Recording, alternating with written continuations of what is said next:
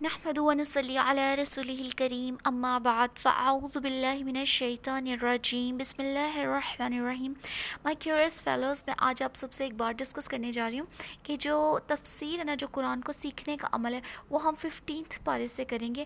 First پارے سے میں بالکل کرنا چاہ رہی تھی، لیکن اس میں ایشو میرے لیے یہ ہے کہ میں آلریڈی 15 پارے کو پڑھ رہی ہوں، اس کو سیکھ رہی ہوں، سمجھ رہی ہوں، اس پر سرچ کر رہی ہوں. تو اگر میں نے فرسٹ سے اسٹارٹ کیا تو مجھے فرسٹ آپ کو سکھانے کے لیے مجھے اس کو دوبارہ سے اسٹڈی کرنا پڑے گا، کیونکہ میں نے چل چلاوا نہیں پڑھانا. میں نے اس کو اچھے طریقے سے، آسان طریقے سے قرآن کو آپ سب کے ساتھ شیئر کرنا ہے. تو اس کے لیے مجھے اس کو اسٹڈی کرنا پڑے گا، پھر ساتھ میں مجھے اپنا جو ہے 15 پارے کا کام بھی کرنا پڑے گا.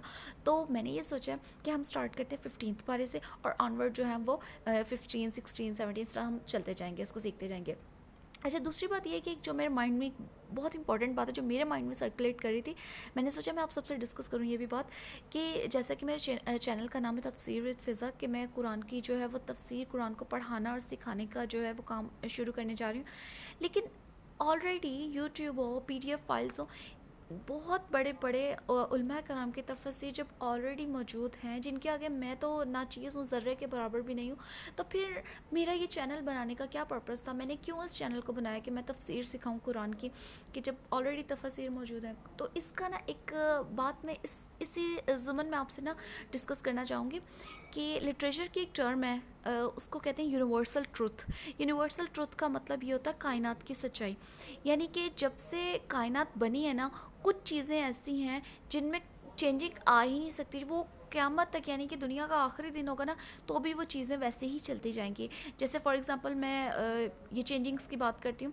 اگر ایگریکلچر کی بات کریں، جو زراعت کی بات ہے، آج سے کئی سال پہلے کھیتی باڑی ہوا کرتی تھی، پھر اس کے بعد انڈسٹریل ریولیوشن آیا، صنعتی دور آیا، اور اب جس ٹائم پیریڈ میں ہم رہ رہے ہیں یہ آئی ٹی کا دور ہے، انفارمیشن ٹیکنالوجی کا دور ہے، اور ہم بہت آگے جا چکے ہیں. لیکن قرآن کو بھی یونیورسل ٹروتھ کہا گیا ہے. یہ کہ قرآن بھی قیامت تک نہیں بدل سکتا ہے، پر اس کو یونیورسل ٹروتھ کہا کیوں گیا ہے؟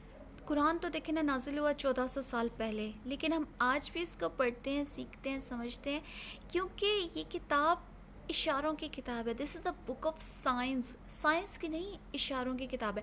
اب مثال کے طور پر سورہ نحل میں اللہ سبحانہ و تعالیٰ فرماتے ہیں، جو سورہ نحل ہے اس میں اللہ تعالیٰ نے ذکر کیا ہے، خچر کا ذکر کیا ہے، اور اونٹ کا خیر سورہ نحل میں نے کیا، لیکن اونٹ کا ذکر قرآن میں کیا، گھوڑوں کا ذکر کیا، گدھے کا ذکر کیا، اور یہ کہا ہے کہ تم اس کے اوپر مطلب سواری کرتے ہو، سواری کے لیے یہ سب میں نے پیدا کیا. اور ساتھ ہی اللہ تعالیٰ نے سورہ نحل میں یہ بھی فرمایا ہے کہ میں وہ بھی چیزیں پیدا کروں گا جن کے بارے میں تم نہیں جانتے ہو ابھی. اٹ مینس کہ اللہ تعالیٰ نے پہلے ہی ہمیں اس چیز کا سائن دے دیا ہوا ہے کہ اللہ تعالیٰ کچھ ایسا پیدا کرنے والے. 1400 سال پہلے تو اس دور میں تو ہوائی جہاز، ریل گاڑی وغیرہ یا موبائل فونز کچھ بھی نہیں تھا، لیکن آج پریزنٹ ٹائم میں ہم استعمال کر رہے ہیں یہی ساری چیزیں. تو اللہ تعالیٰ نے یہ سائن، یہ اشارہ تو ہمیں پہلے ہی دے دیا کہ میں وہ بھی چیز پیدا کرنے والا ہوں جس کو اہل مکہ تم نہیں جانتے ہو. بیسیکلی قرآن کا خطاب جب قرآن نازل ہوا تھا تو اہل مکہ سے خطاب تھا نا، اس کے بعد جو ہے وہ پھر ہم سب سے. تو اسی طرح جب ہم اس دنیا میں نہیں ہوں گے 100 سال بعد، 200 سال بعد، تو ٹیکنالوجی مزید بڑھ جائے گی اور بہت ساری ایسی چیزیں ہوں گی جنہیں ہم نہیں جانتے ہوں گے. تو تا قیامت تک وہ چیزیں تو آتی رہیں گی. تو اس حساب سے قرآن تو یونیورسل ٹروتھ ہے. اور یونیورسل ٹروتھ میں اور بھی بہت ساری چیزیں آ جاتی ہیں، جیسے کہ اچھے برے انسان ہوتے ہیں، وہ اگر آج کے دور میں تو وہ 6000 سال پہلے کے دور میں بھی تھے، آدم علیہ السلام کے دور میں بھی تھے، اور موجودہ دور میں کرپشن اگر پریزنٹ ٹائم میں ہے تو وہ پہلے کے ٹائم میں بھی تھی. یہ وہ چیزیں ہیں جو کبھی بھی چینج نہیں ہو سکتی.